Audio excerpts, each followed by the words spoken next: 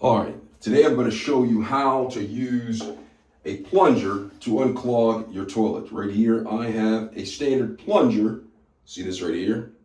Standard plunger, and I'm going to use this to unclog the toilet. What I'm going to do first is you're going to want to raise the seat of the toilet. All right, so raise the seat of the toilet. I have a plunger right here, and what I'm going to do is now if the toilet is filled up with water, you can just go ahead and take the plunger in and start plunging.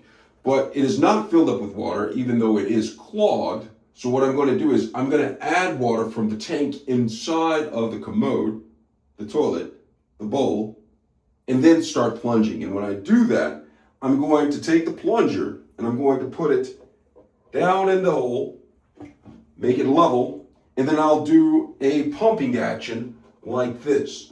Now, when I do the pumping action, what it does is it forces air, it forces water through the drain and pulls it back up in a rapid pace. And that rapid pace unclogs the toilet from the debris that's inside of there. All right, I'm going to show you. So what I'm going to do is I'm going to press the button to get water in the toilet. Now, if there's water in the toilet and it's close to the top, you do not need to do this. You can just simply take the plunger in the toilet and start the pumping action, which I'm going to show you.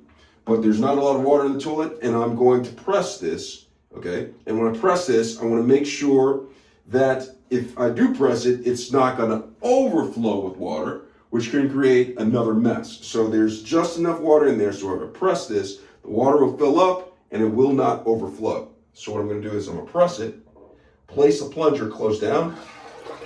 It's going to start filling, and now I'm going to use the pumping action, which loosens the debris which is in the pipes, allowing, there we go. And now it is clear and free, and I can go ahead and flush the toilet.